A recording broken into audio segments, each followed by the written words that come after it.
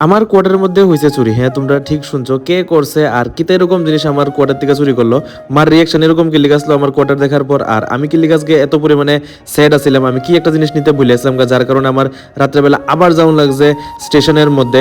আর আজকে ট্রেনের মধ্যে এত ভিড় আসলো যে সারা রাস্তা আমরা দাঁড়ায় সেরে যাইতে লাগছে। আর হঠাৎ করে সেটা এত পরিমাণে শিলাবৃষ্টি হইতে আসলো যে তারপরে কি কি হয়েছে এটা জানতে গেলে পুরো ভিডিও একদম লাস্ট দেখতে দিব। পুরো ভিডিও লাস্ট দেখো, মজা পাবা। একদম সেরা ব্লগ ভাই, স্কিপ কিন্তু একদমই করবে না। আর পুরা কোয়ার্টার কিন্তু চেঞ্জ হয়ে গেছে আমার।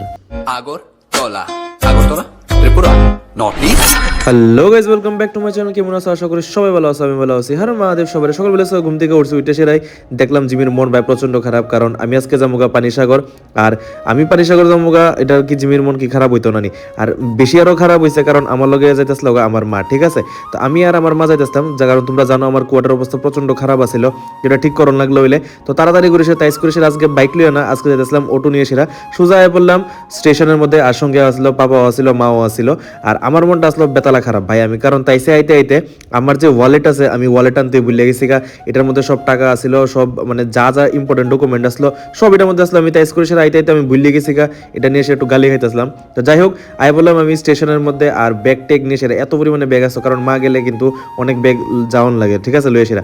আর আজকে ভাই ট্রেনের মধ্যে এত পরিমাণে ভিড়, এত পরিমাণে ভিড় যে জাস্ট দাঁড়াই থাকুনেরও জায়গা নাই।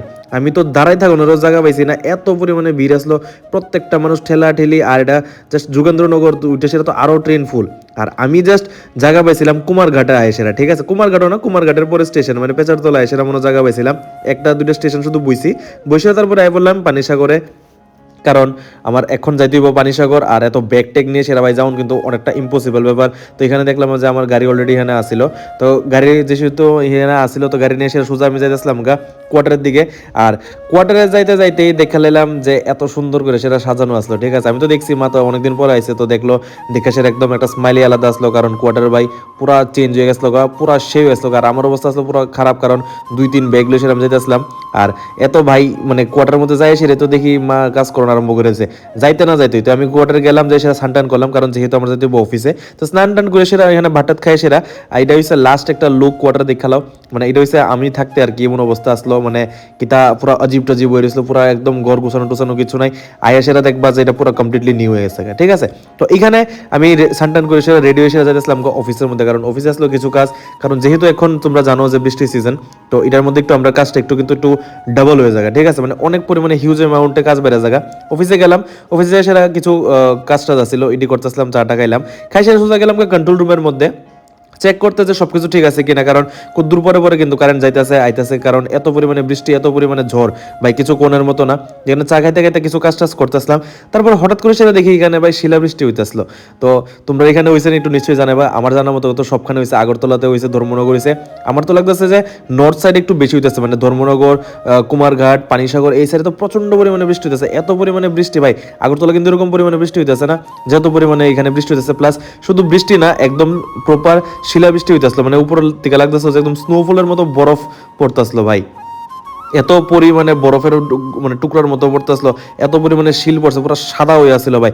আর শিলাবৃষ্টি হইতে হইতে তারপর দেখলাম পুরো প্রচন্ড পরিমাণে তুফান আসলো। আগে কিন্তু আমার বৃষ্টির দিন খুব ভালো লাগতো, কিন্তু এখন তো একটা ফুটে ভালো লাগে না, কারণ বৃষ্টি ডাইলেই টেনশন লাগে, কারণ সব ফিডার অফ হয়ে যায়। তারপর কত পরিমাণে যে বেজাল লাগে ভাই, এটা আমি বুঝে সেটা করতে পারতাম না। অনেকক্ষণ বাতাস টাতাস হয়েছে, অনেক তুফান টুফান হইলো, এখানে শেষ হয়েছে পরে আমি তো যাইতেছিলাম কোয়ার্টারের মধ্যে দেখতে কি হাল। যাই সেটা দেখলাম এখানে মাসিও মারে হেল্প করতেছিল, আমার পুরো ঘর কিন্তু পুরো চেঞ্জ ভাই। আমার কোয়ার্টারে এসে দেখলাম একদম সবকিছু একদম সিস্টেমেটিক ভাবে প্রপার গুছানো আসলো। আর আমি এটা জাস্ট শুধু 3-4 ঘন্টার মধ্যে হয়েছে, কারণ আমার মতো কিন্তু একদম হাই স্পিড অটোর মতো কাজ করে, ঠিক আছে? একদম ঝটপট করে সেটা একদম সবকিছু পারে না, একদিনে সব শেষ করে লাইতো। এখানে দেখলাম যত কাপড় টাপড় আছে সব ধুয়ে দিয়ে দিছে ভাই। বৃষ্টির ভিতরে কেটা জানি ধুয়ে দেয়, কিন্তু মা সব ধুয়ে দিছে, আবার শুকাই লাইতে আসলো, ঠিক আছে? কারণ এটা যদি না ধোয় তো এটা স্মেল করবো। এখানে যাই সেটা দেখলাম এই রুমের ভিতরে অনেকটা মানে সবকিছু ধুয়ে টুয়ে রাখছে।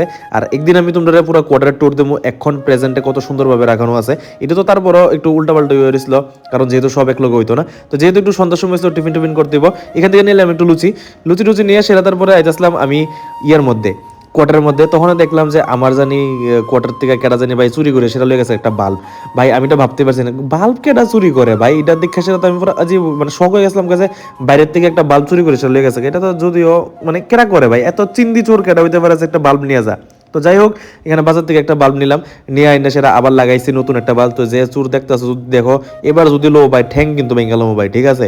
তো এখানে যাই হোক এখানে তারপরে দেখলাম যে মা রান্না টান্না করতে আসলো। তো এখানে মানে আর সারাদিন তো কিছু উল্টাপাল্টা খাইতাম না, তো এখানে ভাবলাম যে একটু ডাল টেল খাই আর একটু আলু সিদ্ধ ভালোভাবে করি। তো এখানে মা রান্না করতে আসলো, যেহেতু সারাদিন ইয়েটা করছে, কাজ টাজ করছে, তো আমি একটু হেল্প করতে আসলাম রান্নাঘরের মধ্যে। হেল্প মানে কি, তো একটু ডালটা একটু সিদ্ধ করে রাখছি আর কি, ঠিক আছে।